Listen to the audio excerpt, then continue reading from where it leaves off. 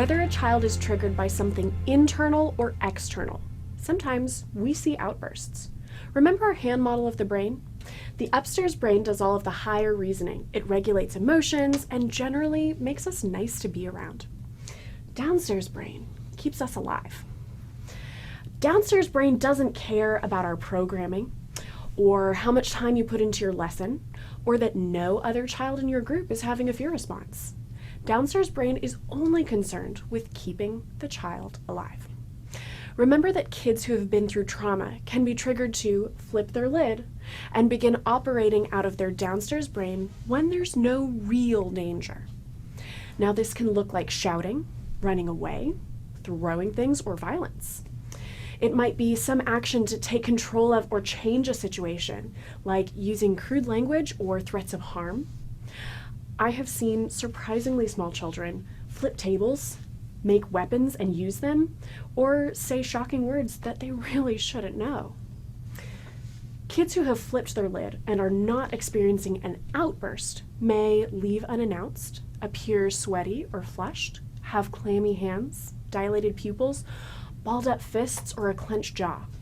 We call this a dysregulated child. Now, obviously, we want to do everything we can in our environments to keep kids from dysregulation and outbursts.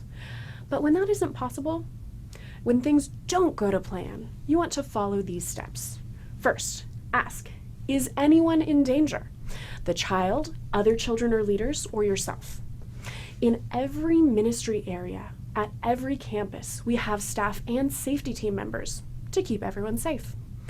We don't want to overreact, but especially with bigger kids and teens, you need to ask for help. When anyone is in danger, a staff member and a safety team member should be called. After assessing danger, approach the situation calmly.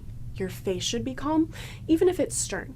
Your body language should be relaxed, and your breathing as regular as you can make it. Tell the child that you are here to help and start trying to calm them down. Don't try to reason with them until they are operating from their upstairs brain. Keep safety in mind. If you wear glasses or have loose throwable items on your person, put them out of reach of the child before you approach. In some situations, the child might need to cool off somewhere away from the activity. Be sure that you have at least 2 adult leaders present, and be sure that a staff member knows where you are. In some ministry areas, we actually have dedicated spaces for kids who need to chill out. But in other cases, you might have to just go out to the hallway or to another classroom. As usual, we are trying to creatively meet the needs of the child. Remember, stay calm no matter what. See the need behind the behavior. Meet the need. Find a way. Don't quit. If not you, then who?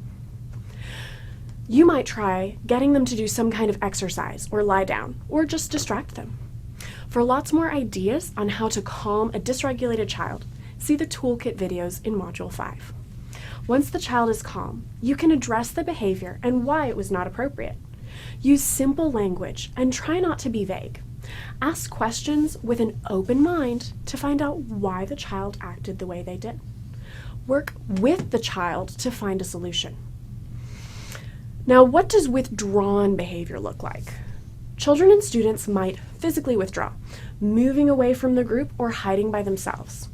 They might withdraw into themselves and appear unresponsive, even if they're physically present. When an older child or teenager is withdrawn, you want to send a same-gender leader to pursue them. Remember that while the student may be triggered in your environment, their distress is probably not from the current situation, but a result of past trauma. This withdrawn student is having a fear response and needs help to feel safe.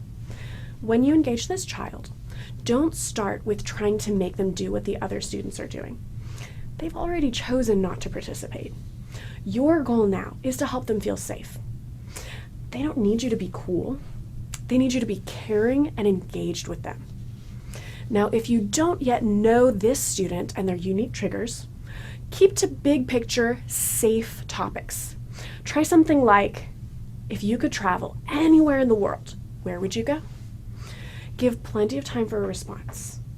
But if one doesn't come, don't sweat it. Share your answer to the question. Go into detail, share the why. Just keep trying to connect. And remember that the goal of this interaction is trust. So it's okay if you do most or all of the talking. One thing to remember is that lack of eye contact does not necessarily mean a kid is not listening. While eye contact can be a great tool for connection, we need to get comfortable operating without it. Allow kids to move slowly. A single response or a 3-minute conversation might be a big win.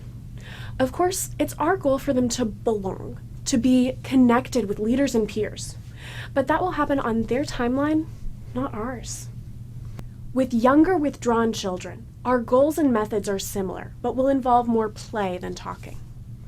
The bottom line is, not every child will fit the mold of your expectations. Be okay with these kids being who they are.